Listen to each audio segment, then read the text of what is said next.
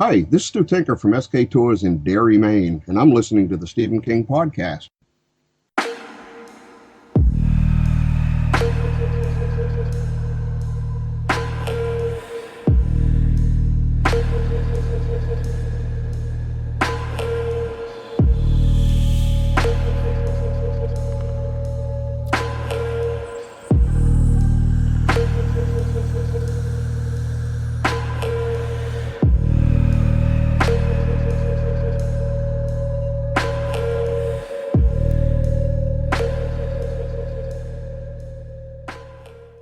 Hello, everyone, and welcome to the newest installment of the Stephen King podcast. This is episode 79, I believe. Man, it's getting hard to remember. We've done so many of these now.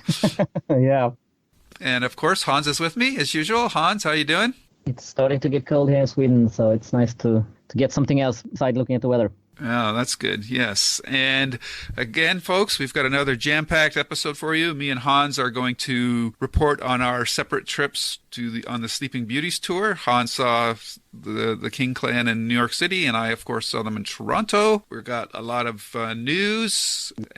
We've got two shows to review, or one show and one movie. We also have some trailers and things to talk about as well. So lots of stuff going on, but let's start with the news.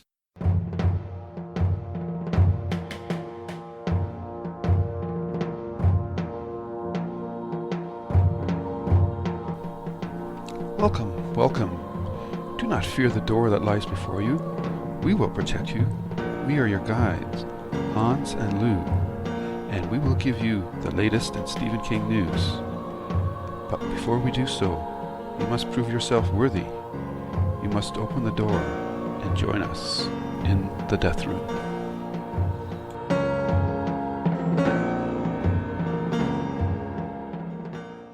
Yes, and first out is the fact that there will probably be one more Dark Tower story, and it's very exciting. Mm-hmm. It's actually King himself who revealed that during the tour. It's usually he keeps revealing something during those tours. And the big one this time around was that a fan got up and asked the question if there will be another Dark Tower story, and King answered that it probably would. So that is very interesting. And hopefully it didn't mean a second movie. Hopefully he meant a story in some way. Yeah. Either a book or I think that as well. We don't know if it's a short story or a full book or I'm still whatever. hoping that he's going to write the Battle of Jericho Hill. That would be awesome if he did that. And not something that we have in the news list, but I do remember reading this in the last couple of days. There was an interview with Idris Elba because you mentioned about the movie, Hans, that he still believes that there's plans to either continue the Dark Tower as a TV show or another movie, and he's interested in continuing as well. Of course, he's speaking from his perspective. We don't know what the future of the Dark Tower cinematic or television's future holds, but I still do think that we're going to see more adaptations of the Dark Tower material in some form, be it movies or TV show. Yeah, I'm hoping for the TV show in that case. I think a second movie, I would not be that interested in. TV show with the start from the beginning, it could work, but let's hope for a good story at first. That might get the attention that a TV show needs. Okay, so next news item, and this is also something that King revealed during his book tour, and is very exciting. And we already now know for sure that next year there will be at least one new Stephen King book, and that book is called, with the very interesting title, The Outsider, and that will be released on June 5th, which is good in several instances because it means that we'll have something to read in the summer, and it still leaves the door open for a November release of something else. So, yeah. The Outsider. It's an awesome title, and it's the story summary is: an 11-year-old boy is found in a town park, hideously assaulted and murdered. The fingerprints and later DNA are unmistakably those of the town's most popular baseball coach, Terry Maitland, a man of impeccable reputation, with a wife and 2 daughters. Detective Ralph Anderson, whose son Maitland coached, orders an immediate and public arrest. Maitland is taken to jail, his claim to innocence scorned, Maitland has a foolproof alibi with footage to prove that he was in another city when the crime was committed, but that doesn't save him either. King constructs a propulsive plot and a race against time to uncover the identity of a terrifying and diabolical killer who has left victims and perpetrators across the country and who is on his way to the next horrific act. Well, that sounds just like my cup of tea, and I think it definitely sounds like your cup of tea too, Hans. Yeah, really, a darker, much darker book, and I like that, as we know. And it's interesting, King mentioned also on the tour that we will be seeing someone that we would recognize, and I know some speculation was that it would be the third Talisman book, right? Which I don't think it is. No. And my bet was that it was Holly that we would see again. That's what I was thinking too. Yeah, but when you read this, and the mention is Detective Ralph Anderson, that is actually the kid in Storm of the Century, or at least it's the same name. We don't know if it's the same character. Oh, good catch. But it could be him that's all grown up. Mm-hmm. And that doesn't say that Holly won't be in the book as well. We don't know that, but it's interesting. King usually doesn't reuse a name. Right. Definitely not the first and last name, unless it's the same person. So it's interesting. And we don't really know more than that. It's just speculation. But right. I bet it's the kid. And it's interesting because in Storm of the Century, he left with Linoche. Yep. And we really didn't know what happened to him. So that might be a big part of this book as well, his backstory. Mm-hmm. Yeah, very interesting. I wasn't aware of that connection, so that adds a whole new spin to it. It really does sort of take Holly Gibney out of the equation, I think, in this book. So, but maybe Holly will get the November release slot. Yep, we don't know. They could be in it both as well. So yeah, I wonder if this is his take on the Jack the Ripper story. We'll have to see. Yeah, it could be. Yeah. Okay, and that is what we have concerning books. The next one is, I don't know, it's a mix of worry and interest in me. The story N, that was released as a comic, I don't know exactly, it was moving comics, right? Yeah. It's not animated, but in some form. Yeah. It's going to be filmed as a TV show, and they're going to change the title to 8. So instead of one letter, we get one number. And it says that 8 takes place in Maine, where a group of 8 imposing stones contains an ancient evil so terrifying that it can drive visitor mad.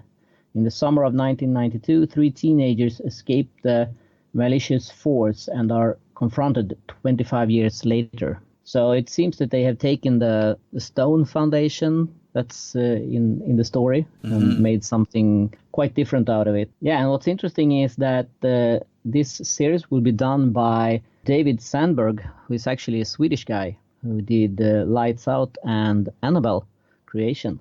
I think Lights Out is a good movie. Annabelle is not so good, but it will be interesting to see. But I tend to get nervous when they change the title. I always think that means they are trying to do something other than the original story. Yeah, I've got a couple of qualms on that because there was that Netflix series Sense8 as well, and this sort of sounds like a mash of that. Plus, it looks like they're trying to do something with it as well, like using 3 teenagers and then coming back 25 years later to confront it, which is not that story at all. So no, the only element that's there is that about OCD behavior and making somebody go mad with whatever the symbols of those stones are. So yeah. It sounds like a kind of a mishmash of everything, and I think it's to say it's loosely based on N, and they really should say that it's based on it as well, because it's borrowing elements from that story as well. So yep. We'll have to see.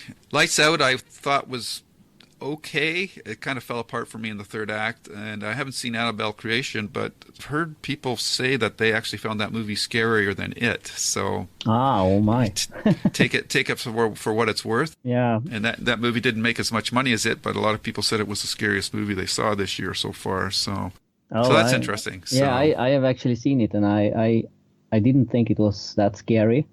And it had a lot of things that wasn't really logical either in it. So right. But yeah, that might just be me. Yep. All right, Yeah. so turning to the silver screen and your TV screen, we have a bunch of announcements about new adaptations or renewals and cancellations. And starting with the first one, The Mist is not going to get a second chance. There's no second season for the show. It's been canceled after the first season. Not really surprised. My understanding was that the episode or the series started with a certain audience numbers, and as the season went on, those numbers dwindled pretty rapidly. So there is some shock about it being picked up for season 2, but it would be on a different network and whatnot. But I personally don't see this coming to fruition. I thought the first season was pretty disappointing overall, and yeah, it's, I'll give the guy, the creative team, credit for trying something different, but I just think there were some fundamental executional errors and making The Mist too flexible, and what happened when you were out in it kills a lot of the tension as well. So sad to see, and there was a glimmer of hope because it was ending where I wanted it to start, but I still didn't hold much hope for this, even if they got a second season. So yeah, I agree, and I can't say I'm surprised that it didn't get picked up for a second season, because I think that it started out okay and then it dropped pretty bad. Yeah. And at the end, I think actually it got better. So it recapitulated something, but I think it was too late. Most people had already left it, and they just didn't get the ratings it needed. So I don't know. They did it. They should have started earlier with the good stuff. So I don't see it being renewed for a second season, even in a different channel.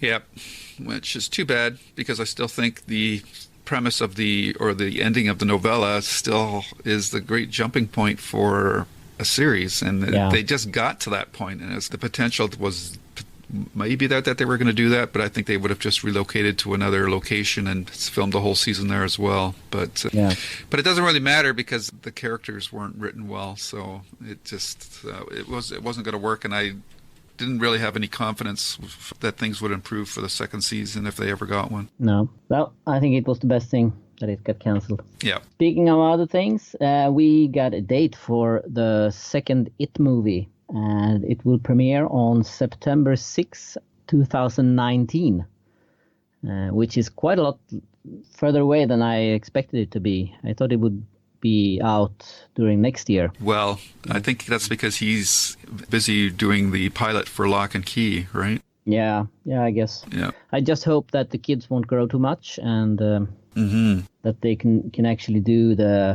because we know what happened in the Dark Tower movie at the end when they have to reshoot some scenes where the kid had gotten older, and it was pretty obvious that he had. So I hope they can fix that, and I hope that you can see. I mean, if they look a little bit older now in the second movie, and they don't show any footage from the first movie, then they can pull it off, because then you just see the second movie and you don't have anything to compare with. But I can see these two It movies like something that I would like to see back to back to get the full story. Yeah. And then you will notice if they have changed very much. So even though the movie might work on its own, I think this is the kind of movies you would like to see both after each other. So hopefully they can pull it off without having them look too much older. Yeah, the only other thing I can think of is maybe they have some alternate takes, or they already planned, if there was the hope that there was going to be a second movie, that they've already filmed the footage that they would need for the second movie. Yeah, but I think they said that they didn't do that. So okay. Which is maybe too they bad. can reuse. Yeah, maybe they can reuse some stuff from the movie, but I don't think they. Yeah. As far as I know, they didn't shoot anything for the second movie this time around. All right. Well, then, yeah, they're going to have to, even if they're planning for that release date, I would think that he would have to shoot something with the kids like within the year and just save it for when they get the adult characters. So otherwise the kids are going to grow too fast, because they're all just under that before they hit puberty as well. So if they wait another year, I think it'll be too late, but we'll have to see. Yeah. And I guess now the big game will be who is going to get cast for what parts as the adults. So hopefully that will start to dribble out. But if it's not coming out to 2019, we probably won't hear anything till 2018, I would guess. But yeah. No. Speculations are ongoing, and there was even think it was an Italian site that had listed all the casting for the grown-ups, but they were all fake, so right. They took a chance. But no, as far as I know, no adults has been cast yet, so any kind of information about that is purely speculation. Right. All right. Yeah. Now moving on to something that we're still looking forward to seeing, and that is Castle Rock. The show will air on Hulu in 2018. Not sure of the date and what part of the year, but we've got our first teaser, and it shows a very interesting montage of images. It's really hard to make out anything specific, though. Like there's nothing really that stood out. There's obviously quick clips of all the main cast characters. We get to see Bill Skarsgård, Sissy Spacek, the other two actors whose names are escaping me, and then there's also Scott Glenn, who is playing the Sheriff Alan Pangborn. So there was a shot of Cujo. There was a shot of a police car going in, being dumped in a river with a Shawshank Penitentiary label on it, and it's a good teaser. It doesn't give away anything, and it definitely has me interested in looking forward to what they're going to be doing with this show. Yeah, I agree. It's interesting, and it says nothing really, because you don't get any sense of the plot from it. We read something about it, that there's a convict and things like that, but we don't know really that much about the plot of it, and this trailer isn't enlightening us that much. So, but those who know J.J. Abrams knows that this is the way he works, so we shouldn't be too surprised. Yeah, for sure. It looks interesting, though. It does. Hopefully it will be... I don't think we have an exact date when it will premieres, and I think that indicates that it might be the later part of the year, since I was hoping that the teaser would have a date in it, but it didn't. So my guess is sometime after the summer. But you never know. Sometimes these things move quickly. Yep. Okay, moving on. And this is great news, I think, and that is that Mr. Mercedes has been renewed for a second season. And well, the articles or the press release says that it really doesn't mention what the second season will be based on. I'm thinking that based on what Jack Bender, the director, has said in interviews, that it will be based on Finders Keepers. But we don't know that. It could be that they mash both Finders Keepers and End of Watch into one season. They could skip Finders Keepers and go to End of Watch. We don't know really, but my guess would be that they are doing Finders Keepers. And I think that's... A lot of people are concerned that Bill and Brady isn't in that one so much in the beginning. And to me, that isn't really a problem, because if you look like a show like Fargo and American Horror Story, I mean, you can have the same characters and stuff like that, and they can move in the same universe and people popping in and out. So starting with the other story and letting Bill and Brady and Holly and everyone come in mid-season and be with them for the rest, I don't see that as a problem. I think that could work very good, actually. So yeah, I agree with you. I definitely think next second season will be Finders Keepers, and Brady Hartsfield will bookend this show. Maybe we'll get the occasional glimpse of him, of Hodges visiting him at the hospital, but it only makes sense to continue with that because when we get into a review of this show, I think we saw some Easter eggs being planted for the upcoming seasons as well. So we'll have to talk about that a little bit later. And well, good on them. I mean, we'll get into the review. I think you're a lot higher on the series than I was, and I know at this point it seems like a lot of people haven't even had the chance to see the series yet. So the fact that they renewed it already is a good sign, because I don't know at the ANTT Audience Network how many people watch that or have access to that network, but the fact that they have the confidence to renew this show for a second season with pretty well the same cast, creative team with David E. Kelly, Jack Bender, looks like Dennis Lehane, who did a lot of the episode adaptations, is going to be back as well. So hopefully they will find an interesting way to approach Finders Keepers, because it is an interesting situation in that the two lead characters are actually, like Holly as well, are not really in like half the book. So it'll be interesting to see if they try to create something that is going to be an interesting challenge for them, because the first half of that book is, again, they're going to have to really cast a kid that can act, because a lot of that story rests on the shoulders of that kid. So that's going to be a challenging and juicy role for some young actor. Yeah, definitely. And I think, as you mentioned, the big worry was that even though if this was a success, not very many people would be able to see it. Mm-hmm. But apparently enough people have seen it so that they feel that they should go on and do a second season. We haven't heard anything about the DVD or Blu-ray release yet, but hopefully that's coming out soon as well. Yep. And next up is another adaptation of Josh Boone. And this time he himself posted on Instagram that he is adapting The Talisman for Steven Spielberg. And whenever The Talisman is mentioned to be adapted, I get a little suspicious, because it has been for, I don't know, is it 30 or 40 years, something like that, and it never happens. Yeah. So I tend to believe that it never will happen. And, well, we don't know much about it, if it will be a movie or TV show or miniseries or whatever. We just know that he's working on it. And I know he did the New Mutants, and that one has been released now. So hopefully he will have his table cleared for this one. Mm-hmm. But we know that he has been adapting quite a few Stephen King stories before. It was Revelation, Lizzie's Story, and The Stand. But nothing seems to have been happening with them. So a lot of people are starting to get a little bit frustrated that he's just changing the King title he's working on. So yeah. I don't know. I don't know how Hollywood works. Maybe this is how it works, that they keep doing a lot of stuff and see what falls through. But so far, when it comes to King stories, nothing has been delivered yet. So I guess we're going to have to keep our fingers crossed or uncrossed if we don't want to have the Talisman made. I don't know. After The Dark Tower, I'm a bit skeptic if the Talisman should be done or not.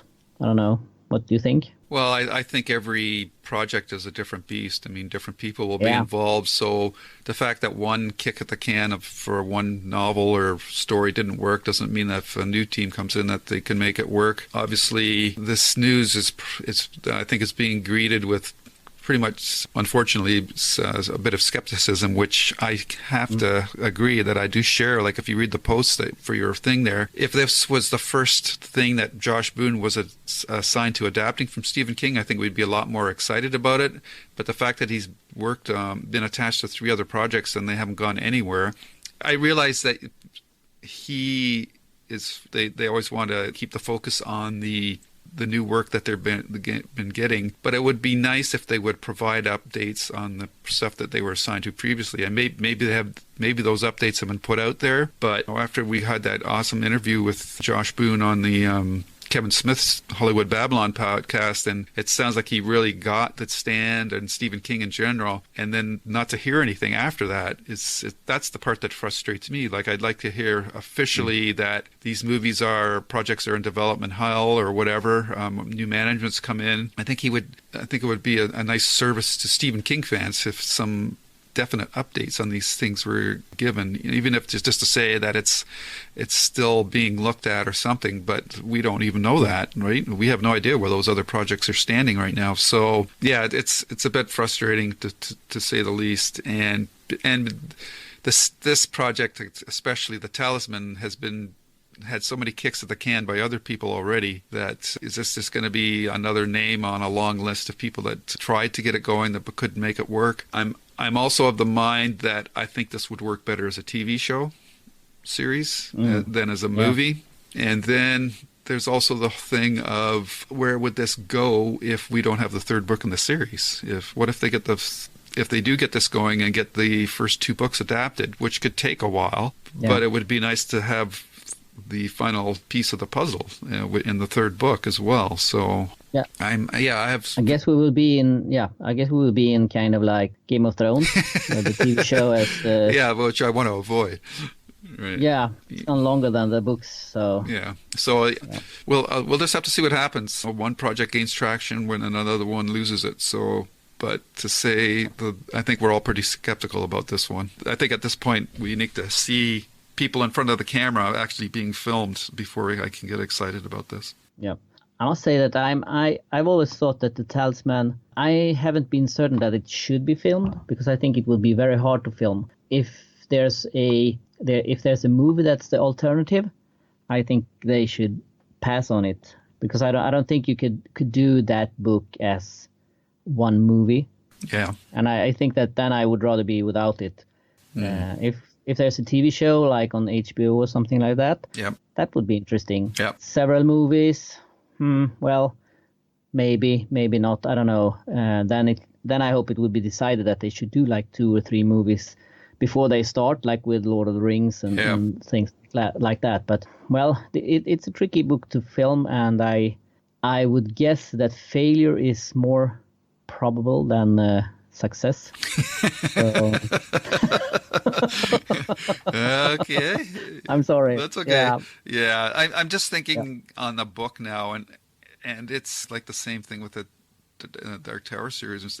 There's just no way you can film a 2-hour movie of that book and do it proper justice. It would have to be a TV series or a trilogy or something like that. So until we know more, if they come back and say we're making a movie based on the first book, then my enthusiasm is definitely going to be diminished for sure. Yeah. And I mean, if they do the first one and it's a success, they will probably do the second and the upcoming third as well. And I mean, that would be like 9 movies if they do it all. So then a TV show would definitely be more preferable, I think. Mm-hmm. Yep. Yeah. All right. So that is the news. Lots of interesting stuff going on. Oh, we forgot to talk about 1922, didn't we? Yes, we did. Yes. That was a trailer. That was for the trailer has been released. Yes. Yes, for Netflix. And what did you think of it? Well, I actually saw the movie yesterday. Ooh. I hate it when you do that. Yeah, I'm sorry. No, that's okay. I'm just teasing you. So by when this podcast is out, the movie will be out on Netflix. It's out October 20. So you can all check it out. So I haven't teased you too much about it. Yeah, that's right. Which is 5 days from the day we're recording this podcast. So yes, yeah. And well, I actually listened to the story on audiobook. It's too far away to have it. I needed to update it what it was all about, because I didn't really have all the details. Yeah. Well, I think the trailer is interesting, and it definitely follows what you read in the book. Mm-hmm. The cast is very important because there's not many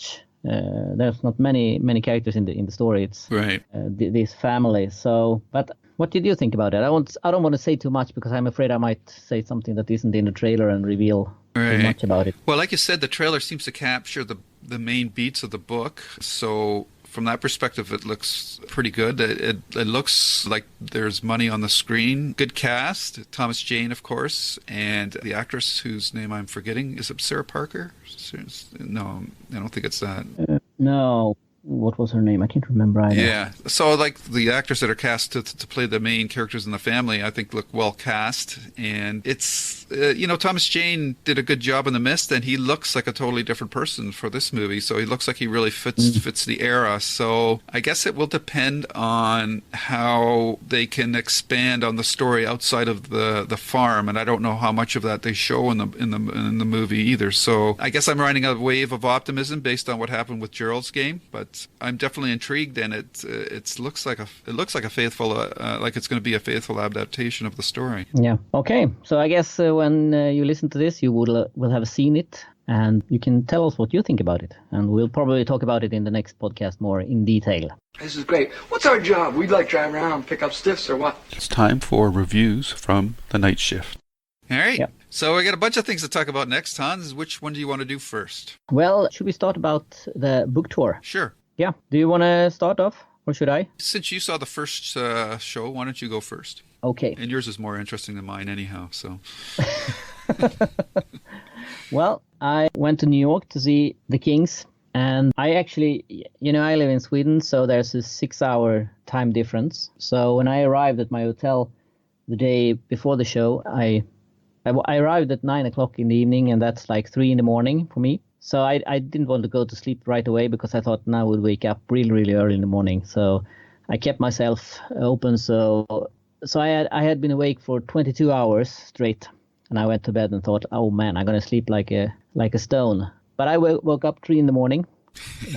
I couldn't go back to sleep. So I thought, well, I'm in New York. Let's make the best of the time. So, and the evening before, I had actually found out that they were going to do the Good Morning America. So I went down to see if I could get tickets to get in to see the show. And of course, when I get there, the tickets were all gone, and the line for any leftover tickets were almost longer than the line of people who had tickets. So that was out of the question. But afterwards, I felt pretty good about not being in there, because their segment was like 2 minutes or something like that. And sitting in that studio for over 2 hours didn't feel that appealing. So right. I hung out a little bit about outside, and I saw when they arrived and left, and people were crazy wanting autographs and stuff like that. So did they come in a limo or something, or? No, they came in a black car. I don't know, have you seen the show 24? Yeah. Yeah, you know the government cars, the black SUVs? Yeah, something like that. Oh, cool. Yeah, and they arrived and went just straight in and straight out. They didn't stop to sign anything or so. And there were extra much people, I think, there, because Harrison Ford was there as well, promoting Star Wars. So I think a lot of fans Blade Runner. Ah, yeah, Blade Runner. Sorry. That's okay. Yeah.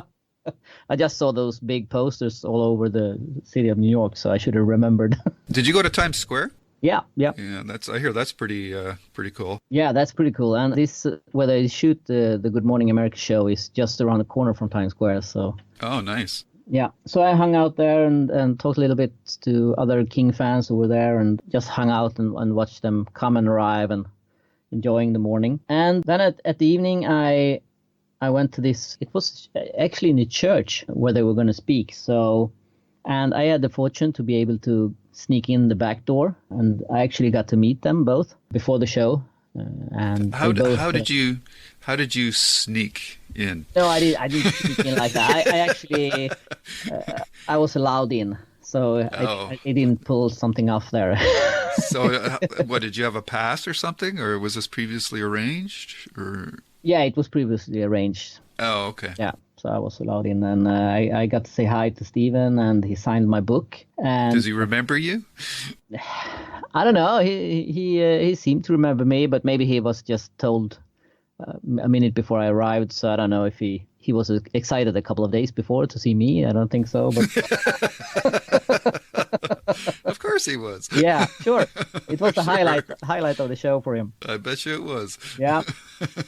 And after he signed the book, he said that, I'll make Owen sign this for you as well. And he walked over to a table where Owen sat and told him to sign the book, and he did.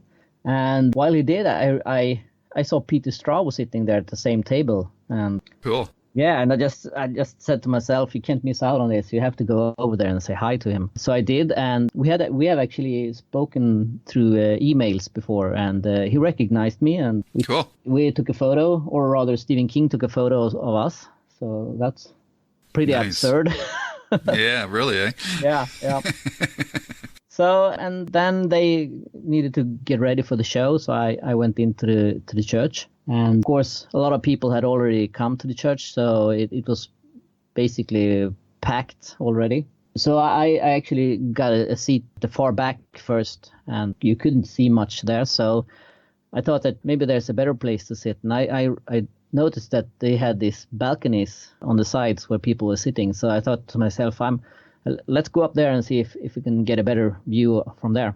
Once I got up there, I noticed one seat that was just next to the sound equipment, and there was a lot of electric cords on the floor there and stuff. And I don't know if people didn't think they could sit there because of the equipment, but I thought, what the heck, I'm a tourist. So I just sat down there, and it was totally okay. And I had a front seat right over where they were sitting. So I had perfect seats to sit there. Yeah, it was really great. And well, they did their show, and I think it's been almost the same on all the stops, where they start to read a bit, both a segment each from the book, and then they ask each other questions. I think later Owen quizzed Stephen about different books of his. They didn't do this at this event. Here they asked each other questions they had written beforehand. So they talked about how Owen recorded books for Stephen when he was younger, and how they created this G.I. Joe figure. And Owen revealed that his favorite thing was when he was little to put the G.I. Joes in a cup of water and put them in the freezer so they would freeze, and then take them out and torture them. So that was interesting. Yeah. Yeah, and they had some questions from the audience, but they were sent in previously, so there was kind of a moderator asking the questions. So they picked the ones they think were the best. And, well, that was it. It was over, and I think they talked for almost an hour. They were a couple of minutes late, and it should have started 7, so I think it started a couple of minutes after, and it ended at 8, and that was it. And the only thing I that wasn't good with the church was that it was enormously hot in there. They didn't have any air condition, and they had a couple of fans at the lower level that I understand didn't really do much about the heat. So it was extremely hot in there, which really didn't matter because everyone was looking at the Kings. So, but afterwards you can feel you wasn't that fresh. Then we have to go out, and when we entered, we got this wristband that we exchanged for a book. And as with all the stops, 400 was signed, and I think it was about 700 people in this church. So the odds were good, and I actually got the sign book there as well. So, and well, the day was over. I got a cab back to my hotel, and I even had to tell the cab how we should drive. We didn't know the way, so that was kind of fun. I was sitting in the back seat with a map in my phone, and he didn't know where to go. Jeez, so, yeah. Doesn't he have his own phone? Yeah, I don't know. So That's pretty funny. Yeah, it was. The blind leading the blind. Yeah, exactly. But I arrived at my hotel at least, so it all went well. Oh, that's good. Yeah. That's pretty funny. Yep. And a couple of interesting things with the book that I got signed is that Owen drew a moth in it, and Stephen wrote, "To Lilja, all the best. Enjoy NCY." I think it was meant to say NYC, New York City. Oh, yeah, right. I yeah. got the letters mixed up. Oh, yeah. So NCY, and then signed it. So it's cool. It was fun. Yeah, it's a great memory and a great day. Very good. Yeah. And then after that, you slept stayed another day, and then you got up in the morning, went to the airport, or did you go right from the hotel to the airport, or? No, the next day I also woke up very early, about 5 o'clock. So I went out to the city, and that night then I left for the airport and went home. So. Oh, okay. Wow. I slept all the whirlwind. Yeah, almost away at the plane. I slept almost all the time. So. Oh, that's good. And how long of a flight? It's about 7.5 hours. Ooh. Yeah. Wow. Yeah. You get claustrophobia after a while. Yeah. And is there a lot of people on your plane on that flight, or? Yeah, it was pretty big flight. Oh, okay. Going over, yeah. Interesting. Wow. My tour my Stop in the King tour doesn't nearly compare to yours, because I did not have any backstage access or anything like that. So I only saw them at the tour, and like you said, the talk takes about an hour. So they come on and they do their thing, and then they're gone. And then so this is something that you wait for months for, and an hour just goes by so fast. So I did record an audio of the conversation, even though they said no recording devices, but I did record it, and it actually turned out really good, because I saw them on the Toronto tour stop, and that was October 5th, a Thursday, Corner Hall. That's KOERNER, which was it seems like an extension of the Royal Conservatory of Music in Toronto, which is right beside the ROM, if anybody's familiar with the Royal Ontario Museum. And because the Conservatory of Music looks like almost like a church or a castle, and then on the left side there's this glass extension, and that's where the Corner Hall is. And then you go inside there, and I'll put a picture up when I post the podcast. That it was a beautiful venue. It was about 1,200 people. There was, I would say, there's probably like maybe 3/4 of the people are on the main floor, which is where we were, and we sat about halfway back. And then there's like 3 tiers of seating, but you could hear them loud and clear. And I was really impressed with how well my recording turned out, actually, of them. So that was pretty cool.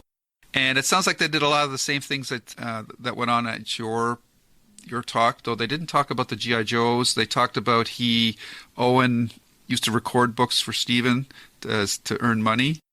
And Stephen was saying that one time he left him a note and says, I'm going to have a present for your birthday. And then it was, no, it's not ready. It'll be Christmas. And then I think it was his next birthday. Finally, it was ready. And what Owen had done is he had recorded War and Peace. If you don't know, it's quite a long book for his dad. So that was pretty impressive. So they talked about that. They talked about their writings, how the writing of the book went in terms of they would basically rewrite each other's piece. And they ended up with what they called a third voice.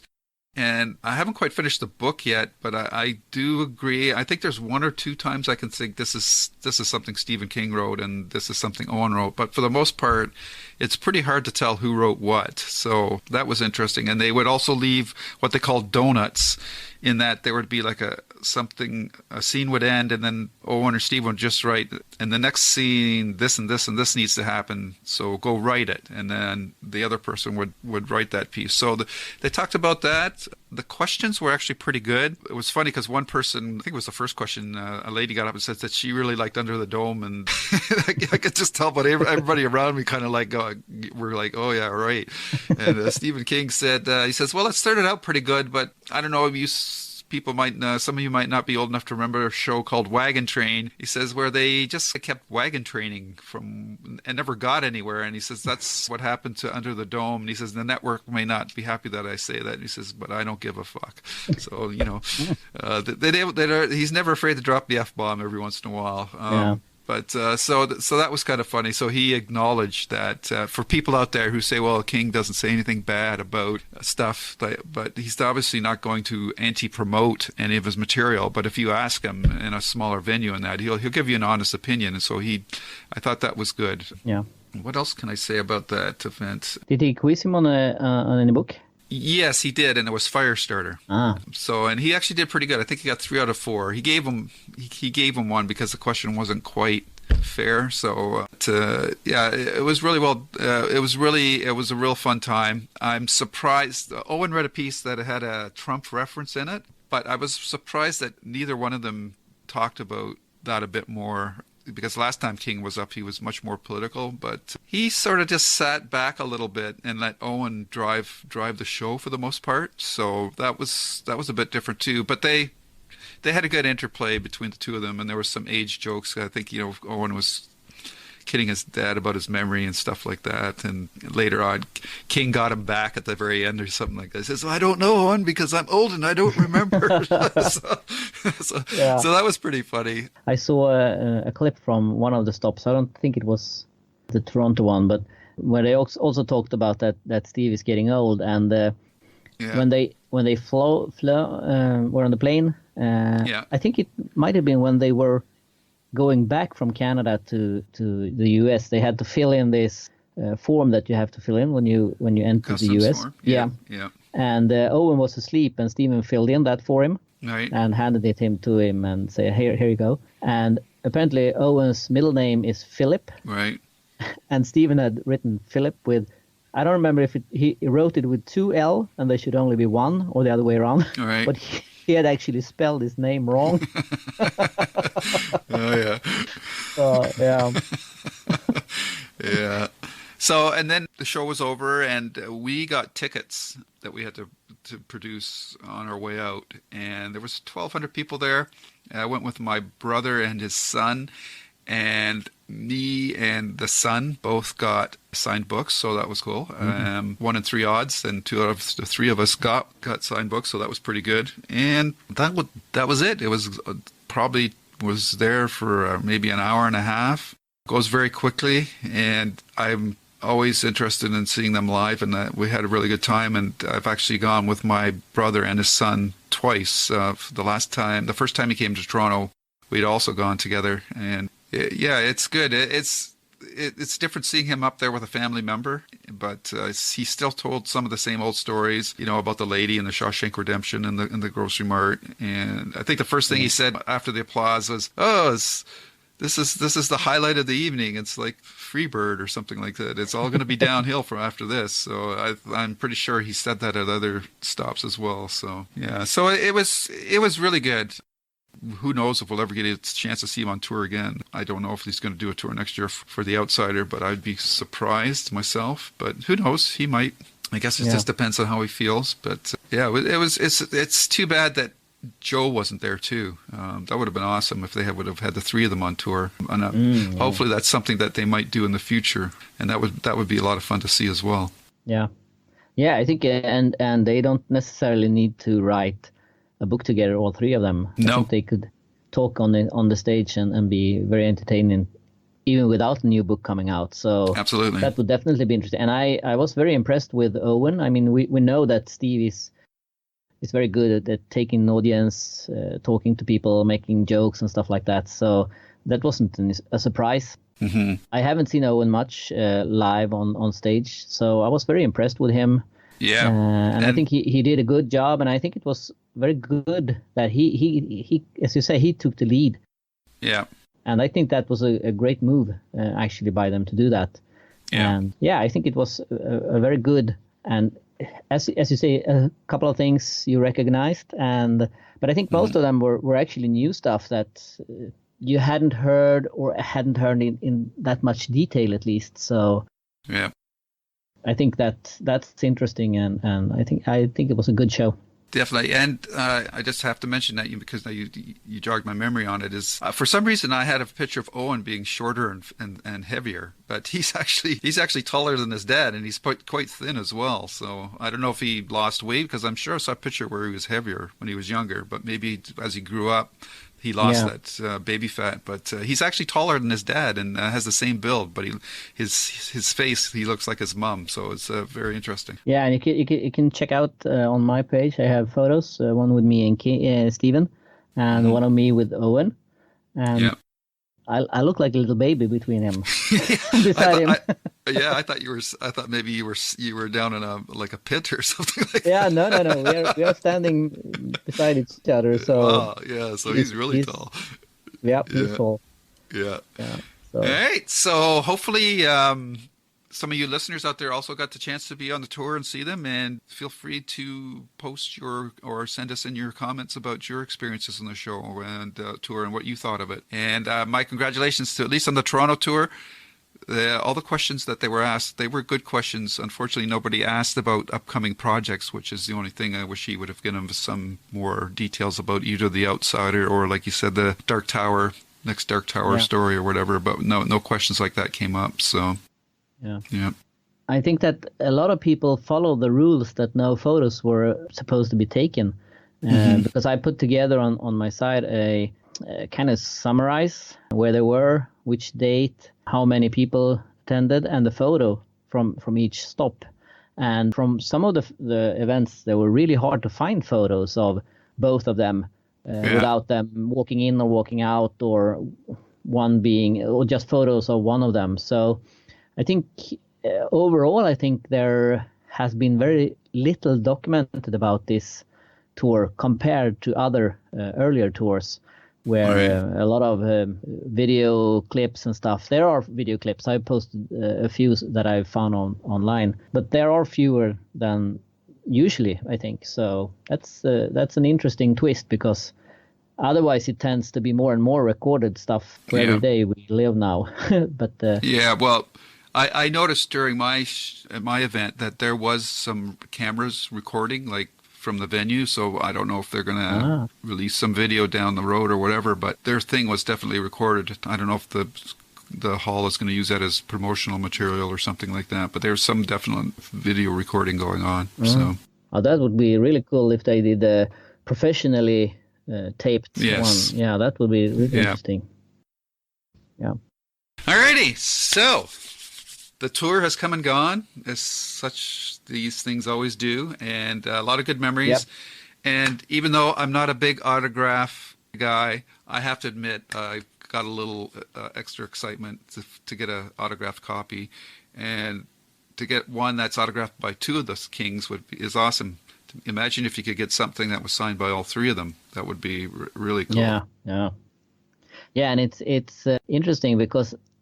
And we're going to talk about more about this in our next episode, which is collecting and how many different editions there are and stuff like that. But it's also fun to see that, I mean, they signed 400 copies for each stop, and they did 10 stops. So that is like 4,000 copies that they signed.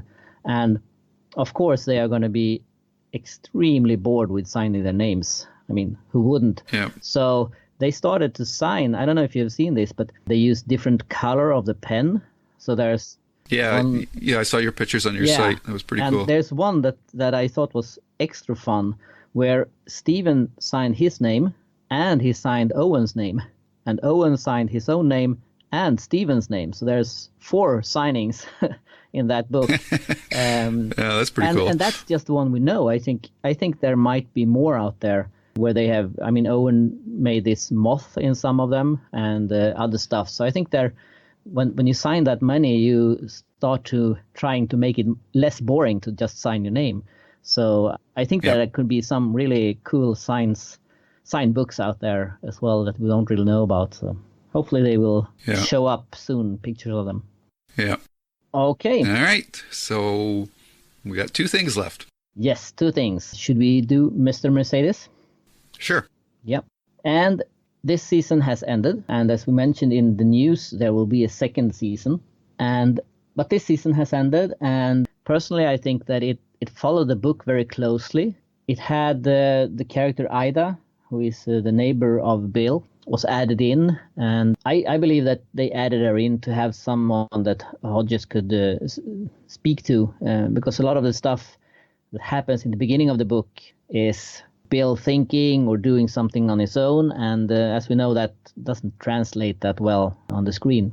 So she was added in. And I think that was a good thing, because I think we should visualize it made sense. Maybe they overused her a little bit, because she ended up at the funeral parlor when what's her name, the girlfriend Janie? No, I don't know. Sorry, the girlfriend when she died anyway, and they did the funeral things. She ended up there. And I think she popped up a little bit on a little bit too many places. She should have stayed his neighbor, and that would have been fine, I think. Because now you thought that they would include her in the plot in some way and made her more important to the plot than she really was. But otherwise than that, I think they followed the story well. I like the characters. I think that Justin Loop did a great Holly. A lot of people were worried about that. I think that Kelly Lynch did Deborah, Brady's mother, perfectly. I think that might be her lifetime role so far. I think she was splendid in that one. So I really don't have much to complain about this one. I know you isn't as positive as me about it. No. So I'm really looking forward to hear what you didn't like about it. Well, this is one of the times where an adaptation of a King book felt way longer than the actual book. Like, I think I read the book quicker than the show went through. There's a couple of problems that I had with it. The opening 8 minutes are amongst the most gripping and intense things that you'll ever see in a TV show. And the problem is that it's such a high bar that everything that comes after it is just not at the same level. There's occasional upticks in the episodes that kind of get there, but I think this season could have been like half the number of episodes and would have been better off for it. I just felt it really got stuck in neutral for a lot of episodes. Anytime they went to the electronics store, my eyes started to glaze over. It was just like, I don't really want to, I'm not interested in these characters, and I don't need to know all this stuff about them. Yes, they did have roles to play, and especially in the finale and that, but there's a lot. And then the one time she went to the hairdresser and had drinks with that guy, and it was like, I don't really care about this. And another time the boy's father comes over and tells Hodges that he doesn't want his son hanging around with him, and I didn't really care about that character. I'm like, why are you showing me all these characters? And the whole cat and mouse aspect of the book between Hodges and Brady for episodes at a time was totally lost. Like, the tension between two, I never really, the tension that was in the book between those two characters didn't translate to the series for me, so that when you get to that last episode or to the end of the book where Hodges is obsessed with this guy and is visiting him when he's in his coma and all that stuff, I just didn't see that being built up. And yeah, so I just felt there was a lot of wasted time in this episode, and the opening credits. Half the time I didn't know if I was watching a rerun because it's the same thing every morning. He's put the record on the turntable and he gets up and combs his hair and brushes his teeth and blah, blah, blah. And it's just like boring, man. Like the pace was so slow. I just really didn't like the tone of the show. And I guess I'm sounding overly negative, but the only character that really, anytime he was on the screen that I was like really interested was Harry Treadaway as Brady Hartsfield. I thought he was the star of the show, of the season. I think he did a fantastic job playing the crazy guy, and I really enjoyed his performance. I mean, Brendan Gleeson as Bill Hodges, the guy's a fantastic actor, but he was saddled with a lot of really slow stuff that wasn't really interesting. And then on the positive side, the show looked fantastic. The makeup and the special effects and the gore, they didn't pull any punches on that. It was pretty graphic at times. When Brady's mom passes away, that whole sequence was really well done. And when she's in the bed with the band-aids over her eyes and all that flies flying around her and all that stuff was really good. And the last two episodes finally, I think, captured some of the spirit of the book, because they're pretty intense and they have a lot of good pace in that. But considering the pedigree of the show, I was definitely underwhelmed with it. It's well done, it's well acted, but I just thought the pacing was way too slow. The opening credits really didn't help each episode because it was just it felt like Groundhog Day. Every day he was basically doing the same things, and you could see a little bit every time he was a little more coming out of his funk and being a little more of a proactive character in that. So, but still, it just was so slow. Every episode started so slow, and it just like, come on, let's like, where's this Brady Hartsfield rivalry? This tension, what's going on there? I don't think they captured that properly. So I can't give it the glowing reviews and I might be in the minority on this. Other people, it seems generally most people are really enjoyed the series, but I got to say that I thought the show was stuck in neutral for vast tracts of time. So I can't be nearly as positive about it as you are. Yeah, that's basically it, I guess. So I probably said a lot there. Yeah, but interesting, because I how different we think on this one, because I think that you mentioned, I actually enjoy them because they were so similar, but you could spot some difference in them, showing the difference in him. So I actually enjoy those pretty well. And well, I agree that they were, maybe the pace wasn't as fast, but to me that wasn't really a problem, because I enjoyed the characters and I enjoyed seeing them developed, and so I didn't have any problem with it taking its time with it. So no, I think it was a well-paced show actually. So oh, that's good. But it's definitely good that we think different on some things. Yeah, and I think for me, if they would have cut out 75% of the electronic store stuff, it would have been a better show, because I just felt all that stuff was just a waste of time. And who wants to see scenes on a TV show about people working in a depressing job and not sure about if they're going to get fired or not? I mean, a lot of people live that day to day, and I want to escape that kind of environment. And yet this show spent a terrible amount of time at that electronics store, and I just didn't care about any of those characters, and the manager was just annoying as anything. I just thought, oh God, here we go again. It's time to go make a coffee or something, because we're back in that stupid electronics store again. So yeah, that stuff really just dragged it down for me. The problem I had with the electronics store was the time when I think it was the head of the company or something like that came, and he really gave them the word and really cursing them out. That didn't really felt true to me. I don't know how it is in the US, but in Sweden, a boss wouldn't talk to his his employees like that. So that felt a little bit over the top for me. But otherwise, I didn't mind, and I thought it showed what kind of life Brady had. That he didn't have a good life. He was in this boring job, and Yeah, stuff like but that. I think that was made pretty clear. Like the first time we went to the electronics store, I didn't need to see it in every episode after that again and again and again. It was just like, ugh, this is all. I just feel it would have been a much stronger show if it was half the episodes. Yeah. It's weird. It felt longer than the book. That's all I can say. Yeah, they had that. I mean, in the book there, I don't think there's that much in the electronics store. Wisely so. They added that. Yeah. Yep. Well, it's definitely a show worth checking out. Yes. I personally think that it's one of the best TV series based on the King book. So I definitely think I definitely think you should check it out. Yeah, I put it below, way below Haven and Dead Zone and 11/22/63. Oh. Yeah. That's tough. Yeah. It was not. It just didn't work for me. I just thought it was really poorly paced. So yeah. Well, and of course, our listeners could tell us what they think.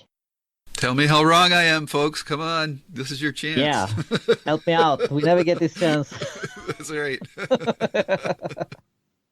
Okay. Is there anything else you want to add to that one, or should we move on to the next one? Well, there was, and because my wife was picking up on it. There was a couple of Easter eggs that I think that they're setting up for the third season. You noticed, besides his heart attack, he started to take milk of magnesia for stomach pains. Yep. So I wonder if they're setting up his cancer coming in the next season or so. So that was kind of interesting to see that as well. Yep.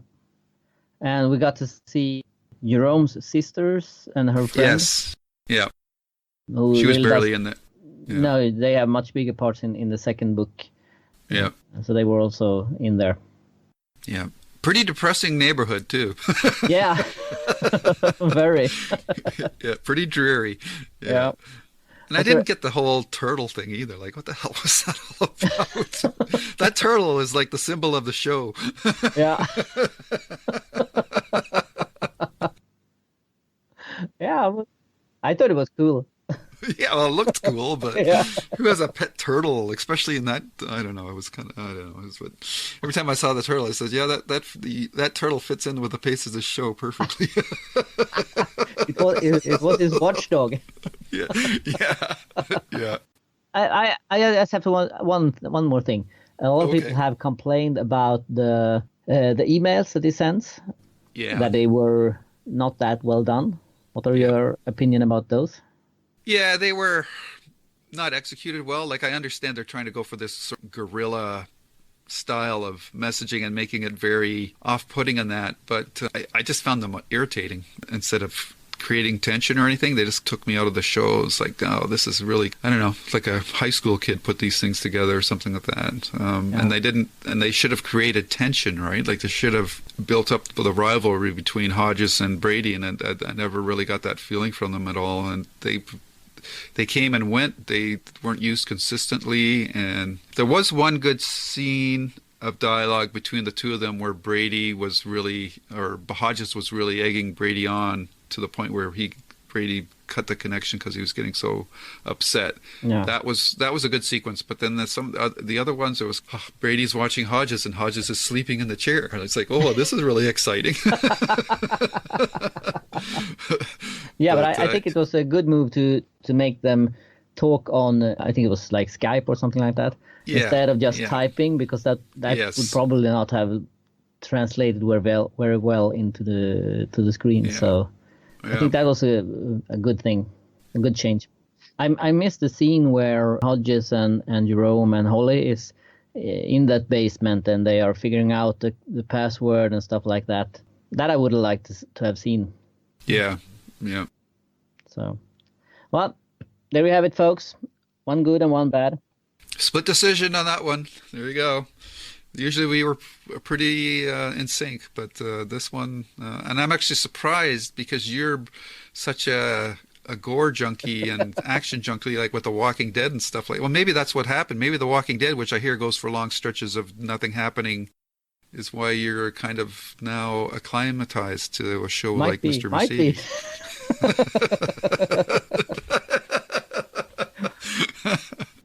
Okay, let's move on to our next review, which is Gerald's Game. You want to take us into this? Sure, and this is Mike Flanagan, I believe is the director's name, who did Hush on Netflix. This is a Netflix movie, which everybody should be able to access fairly easily.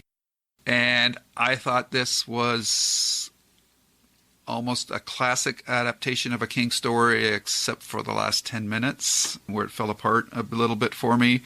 But the whole sequences in the cottage with Carla Gugino, I'm sorry if I'm not saying that last name right, and Bruce Greenwood, I thought that the director did a fantastic job of using those two actors to illustrate Jesse's inner mind by having the characters talking out loud of her thoughts and sort of building up the tension of her situation in that. So the only thing was kind of weird is why did they leave the door open when they went in the cottage? But I thought the whole thing with the dog was really well done. The ripping of the skin and it was so stretchy and all that stuff was freaking everybody out. The Moonlight Man stuff was done pretty well too. And the flashback, the actor that they got to play her father, he was appropriately creepy. He was, yes. And there was a really nice tie-in with Dolores Claiborne as well. And also a Dark Tower reference where I think one of Bruce Greenwood's lines was all things serve the beam. I thought that was nicely done. I thought that final scene where she cuts her hand and pulls it out through the handcuff was really well done.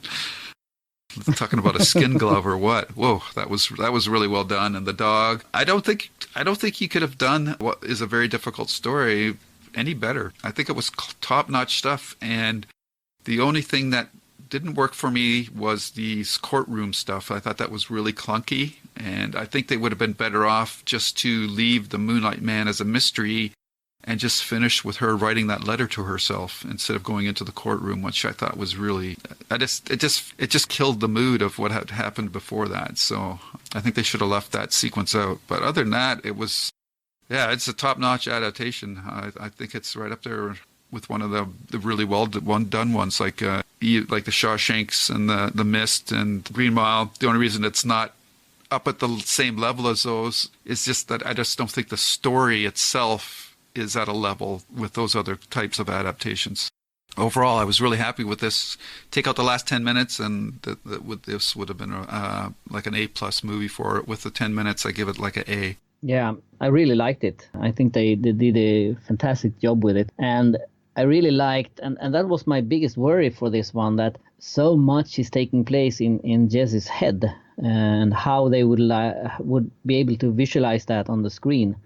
And I think they did it perfectly with showing her talking to Gerald and herself and everything like that. So I think that worked out pretty well, and they did it in a way that you didn't think that Gerald all of a sudden just woke up and started being alive again. You understood that it was all happening in her head. So I think that was really great. And as you mentioned, when she was little, and her dad was played by Henry Thomas, who was a really, really creepy part in this one. And I think that also he plays the kid in E.T., which actually makes this even creepier with him having this kind of part that he has here. So I think they did a fantastic job with it. And I didn't, about the courtroom scene, I didn't mind them that much. I think they were a good conclusion to that the man she had seen wasn't the death or something like that it was a real man who was there to steal stuff. And so I thought that was a good conclusion. Maybe it was a little bit fast on the end, but I think it worked pretty well anyway. So it didn't bother me that much. So I was really happy with this one. I would definitely rank it as one of the top movies, I think. Mm-hmm. So a little bit of trivia: the actor who plays the mother in young Jessie in the flashback sequences, she's married to the director, and she Kate Siegel, and she's also was the lead actor in the Hush movie where she played the deaf lady. So there's a tie into his previous works in that. So I just thought this was really a really inventive approach to, like you said, the internalized conflict of Jessie. And you need good actors to be able to sell that. And I think that Carla, obviously, she had the hardest one to do. But I thought Bruce Greenwood really added those nice little body language touches to some of the lines that he gave that really worked well. And boy, the dude has got to be in his 60s, and he's in really good shape. He is. And that is something that a few people have had opinions about, that in the book he's more like this fluffy man, overweight and stuff like that. And I didn't mind about that, because I think that the important thing is that, when they start to have this interaction in the bedroom, you see that he has something else planned than what she has planned. And that is what's making him so creepy, I think. And that is coming through very well here. So he doesn't have to be, physically he doesn't have to be creepy, because he is creepy in his acting and what he says and do, I think. So he worked very well for me. Yeah, and they really felt like a married couple. Like, you really believe that they were husband and wife. So, really top-notch stuff. Really well done. Did you catch all the King reference in it? There were 5 in total. Probably not. I mentioned that Cujo, I think, the Dark Tower, Dolores Claiborne. Yeah. That's all I can think of on the top of my head. They mentioned Bag of Bones. He's just a bag of bones. Oh, yes. Yeah. Yes, yeah. And maybe a far-fetched one, but when they say you should take your medicine, that's a nod to The Shining. Oh, yeah. Yeah. Yeah. I'll agree with that. Yeah, and I actually got that straight from Mike himself, so it was meant to be that one, even though that was the one that was most far-fetched. All right. Yeah. And the most subtle. Yeah. Yeah, so really, really good adaptation. And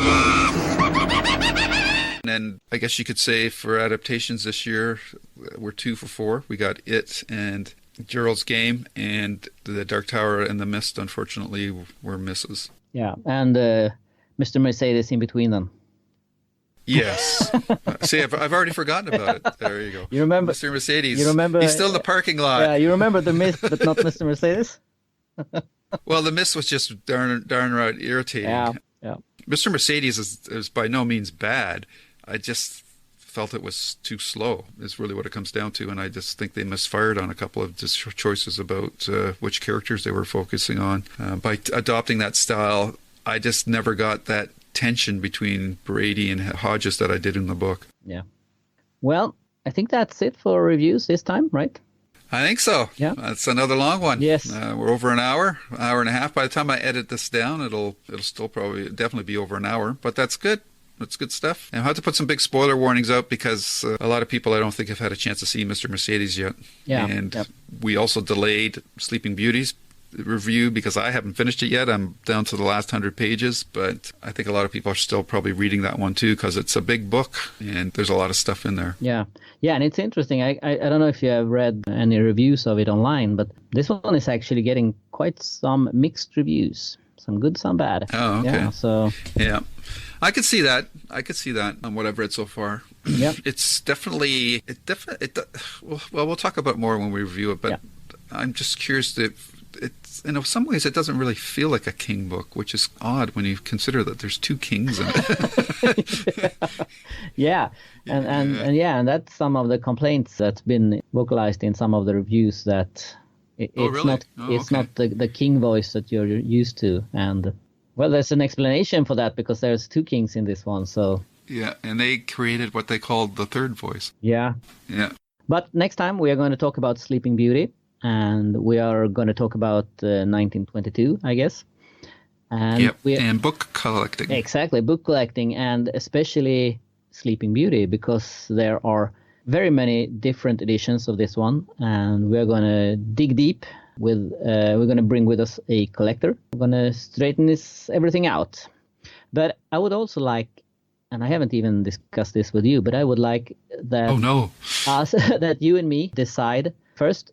Which of the 2 books, because when 1922 is out in less than a week, we will probably have gotten all that we will get this year as to new Stephen King stuff, as far as we know at least. So I would like for you and me, and for our listeners also to choose which book was best, Gwendy's Button Box or Sleeping Beauties, and which adaptation was best. And we have The Dark Tower. That's going to be hard. Yeah, The Dark Tower. We have The Mist. We have It, Mr. Mercedes, Gerald's Game, and 1922. So we have 6 different adaptations. Wow. And we're going to pick the one we think is the best one, the winner of this year. Okay? That's going to be tough. Yeah. Yeah. Also, I'll probably cover it briefly, but I also ordered that EW special edition magazine devoted to Stephen King. It hasn't come yet. I think it's probably going to come sometime next week. So cover that. I've heard some people say for the casual King fan, it'll probably be useful. But if you're hardcore like us, a lot of the stuff in there we already know. Yeah. But well, we'll see. Yeah. It's Entertainment Weekly. They don't usually dive too deep into the stuff. And another thing I'm seeing too is a lot of King's movies are being re-released on Blu-ray, and I think, just Blu-ray. I think Shout Factory has got like another version of Carrie, and I'm trying to think now. Was it Salem's Lot? Was it Misery maybe? Yeah. Misery maybe. So there's obviously a lot of King stuff being re-released because of the popularity of the It movie. And things like that. So yeah, it's we keep on saying it, but it's a great time to be a Stephen King fan. Yeah. I don't think we'll be at this level next year. No, I even don't though think there's stuff so. still coming out, but we'll see. Yep. He's got another book coming out in June, so. And another interesting thing that I would also like to hear your opinion about, maybe not next time if we won't have the time, is all these figures that are being released. Oh yeah, my opinion is of that. I can give that to you in 2 seconds. Don't care. Yeah, that's not for me. It's weird to see people on YouTube videos and they have like these walls full of these pop-up figures, but yeah, that doesn't do anything for me. No. Well, I think some of them are cool, but they are, but they don't. Yeah, what am I going to do with it? Yeah, and I go against a little bit about this, that they are doing the same figure with a blue hat and a green hat and a red hat, and or maybe not hats, but whatever. They just change a little bit, and then you're going to have to buy every one of them, and that's kind of like alternate book covers. Yeah. Maybe we'll talk about that more in the next podcast when we talk about different editions of. Yeah. Yep. All right. So, constant listeners, send us your feedback if you've seen or read any of these things that we talked about in this episode. Be interested to hear your feedback. Tell me how wrong I am about Mr. Mercedes, and that is a classic, and then I'm a fool. Take this chance. Yeah, there's your chance. Yep. So, and tell us which book is best and what adaptation is best, and then we will decide next time. That's right. But until then, stay scared. Darn it. Hans is still jet lagged, I think. Yeah. Oh, and by the way, in case you're wondering, before we do sign off, Hans got a new microphone, and I must say that, at least to me, it sounds very much more organic and less metallic. So if you've wondered what the change was, it wasn't anything that I did. It's just that Hans broke down and got some half-decent equipment. Yep. You got to do what you can. Okay. Yep. Let's try this again. Until next time. I can't remember what I'm going to say. Stay scared. Scared. What did you? Oh, maybe you did say it right. I thought. Oh my goodness, maybe. Stay safe. Yeah, I said stay safe, okay. Right? You did. Yeah, I'm all confused now. Yeah.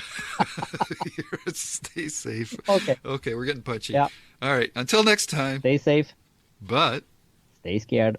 There you go. There you go. Bye-bye. Bye. And Bool.